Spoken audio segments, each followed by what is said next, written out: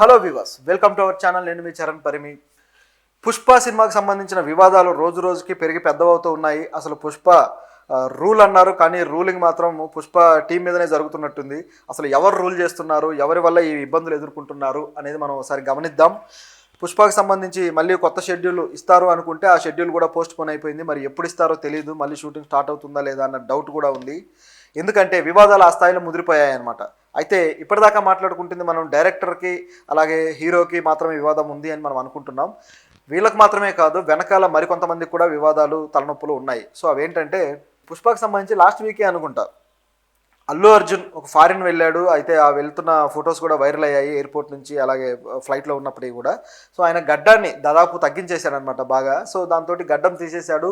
పుష్ప విషయంలో వీళ్ళిద్దరికీ వివాదం అయింది, సుకుమార్కి అల్లు అర్జున్కి. కాబట్టే ఆయన హర్ట్ అయిపోయి గడ్డం తీసేశాడు అని చెప్పేసి 2-3 రోజుల పాటు బాగా వైరల్ అయింది.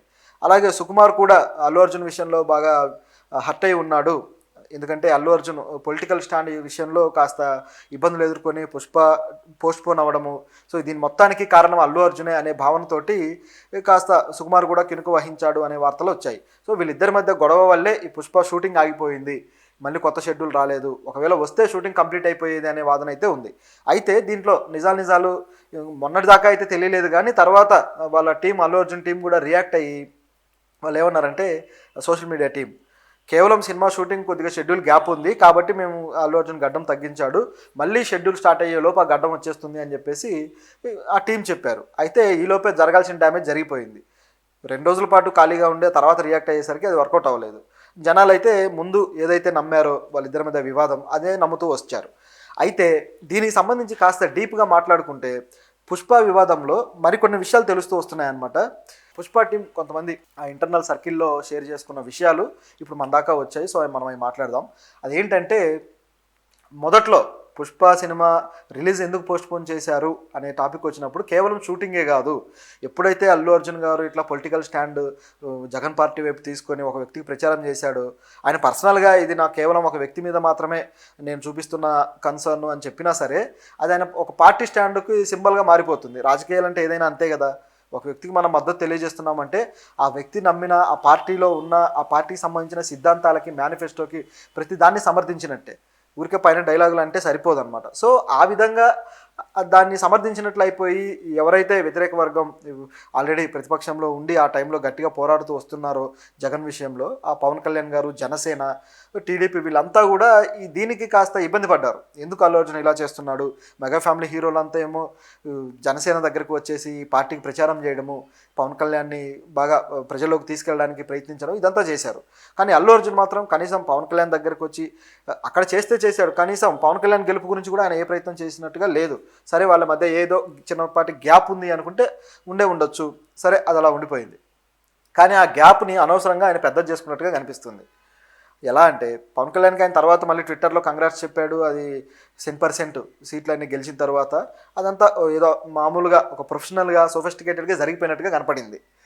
ఇదిలా ఉంటే తరువాత ఇప్పుడు బయటకు వస్తున్న విషయాలు ఏంటంటే, కేవలం అదొక్కటే కాదు, ముఖ్యంగా ఈ గొడవ ఏదైతే పవన్ కళ్యాణ్, ఆయన ఫ్యాన్స్, అలాగే గవర్నమెంట్ ఇప్పుడు ఏర్పాటై ఉంది కాబట్టి, ఈ గవర్నమెంట్ ఈయన చేసిన చర్యలకి అల్లు అర్జున్ మీద బాగా కోపంతో ఉన్నారు. దాంతో సో ఈ గవర్నమెంట్ ఈ సినిమా విషయంలో కాస్త సీరియస్గా ఉందన్న విషయం రావడంతో దీన్ని కొనే బయ్యర్స్ కావచ్చు, లేకపోతే దీనికి సంబంధించిన డిస్ట్రిబ్యూటర్స్ ఎవరైతే ఉన్నారో వీళ్ళు ఒక వెనకడుగు వేస్తున్నారు అనేది వార్త.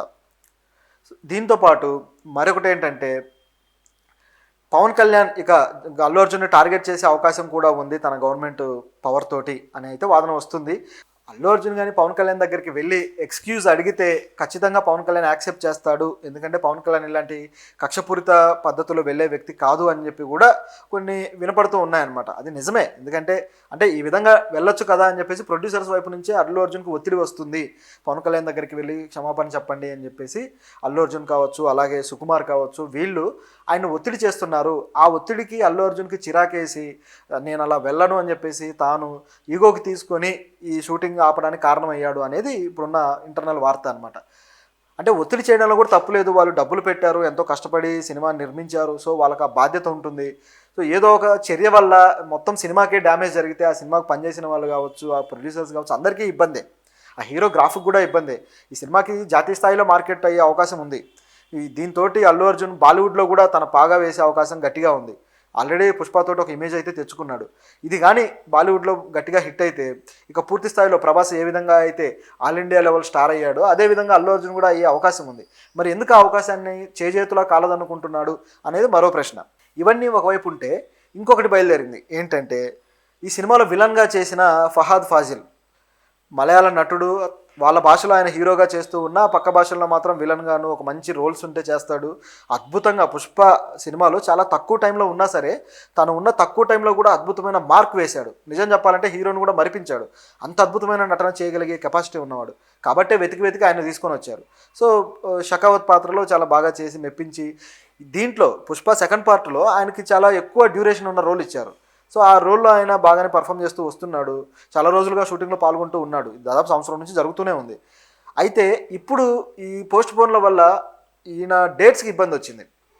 ఫహాద్ ఫాజిల్ డేట్స్కి ఇబ్బంది వచ్చి ఆయన మళ్ళీ స్పెషల్ ఫ్లైట్స్లో వచ్చి ఇక్కడ షూటింగ్ చేసుకొని మళ్ళీ వేరే సెట్కి వెళ్ళిపోయి ఈ విధంగా చాలా గందరగోళానికి గురైపోయి ఇక లాభం లేదు, మీరు ఇట్లా పోస్ట్ పోన్లు చేస్తే కుదరదు, నాకు వేరే షెడ్యూల్స్ దెబ్బతింటున్నాయి కాబట్టి నేను ప్రస్తుతానికైతే రాలేను అని చెప్పేసి ఆయన వీళ్ళకి ఖరాఖండిగా చెప్పినట్టుగా వార్తలు ఉన్నాయి.